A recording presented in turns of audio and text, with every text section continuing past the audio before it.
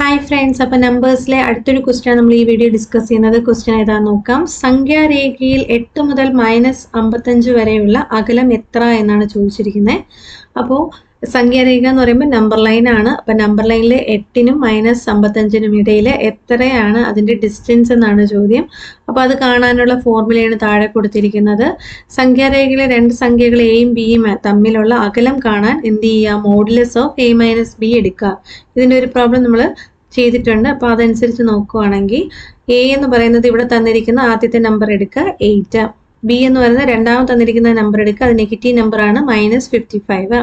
ഇനി ഇവരുടെ modulus difference ആണ് എടുക്കേണ്ടത്. അപ്പോൾ modulus of a-b equal to modulus of a എന്ന് പറയുന്നത് 8 ആണ്. സബ്ട്രാക്ഷൻ അതുപോലെ ഇടുക. ബി എന്ന് പറയുന്നത് നെഗറ്റീവ് നമ്പർ ആയിരുന്നു, അതൊരു ഓപ്പൺ ബ്രാക്കറ്റിൽ കൊടുക്കുക, -55 അല്ലേ. ഓക്കെ, അപ്പോൾ ഇങ്ങനെയാണ് നമുക്ക് എഴുതാൻ പറ്റുന്നത്. ഇനി നിങ്ങൾ നോക്കിക്കഴിഞ്ഞാൽ രണ്ട് സബ്ട്രാക്ഷനും നെഗറ്റീവും അടുത്തടുത്ത് വന്നിട്ടുണ്ട് അല്ലേ. അപ്പം രണ്ടും കൂടി കമ്പൈൻ ചെയ്യുമ്പോൾ അത് എന്തായി മാറിക്കോളും? പ്ലസ് ആയിട്ട് മാറും എന്ന് മനസ്സിലാക്കുക. അപ്പം മോഡുലസ് ഓഫ് 8 എഴുതി, ഈ രണ്ട് മൈനസും അടുത്തടുത്തുള്ള രണ്ട് മൈനസും കൂടി ചേർന്ന് എന്തായി? പ്ലസ് ആയി. ബാക്കി ആരാ ഉള്ള? 55 അല്ലേ, 55. അപ്പോൾ 8 + 55 ആൻസർ എന്താ കിട്ടുക? Modulus of 63. അപ്പോൾ മോഡുലസ് അല്ലെങ്കിൽ കേവല വിലയ്ക്ക് അകത്ത് പോസിറ്റീവ് ആയാലും നെഗറ്റീവ് ആയാലും പുറത്ത് വരുമ്പം പോസിറ്റീവ് തന്നെയായിരിക്കും. So answer 63. ഓക്കെ അല്ലേ. അപ്പോൾ മോഡുലസിൻ്റെ മലയാളമാണ് കേവല വില. കേവല വില എപ്പോഴും പോസിറ്റീവ് സംഖ്യ ആയിരിക്കും എന്നുള്ളത് ഓർത്ത് വയ്ക്കുക. പിന്നെ സംഖ്യാരേഖ എന്ന് പറഞ്ഞ നമ്പർ ലൈൻ ആണ്.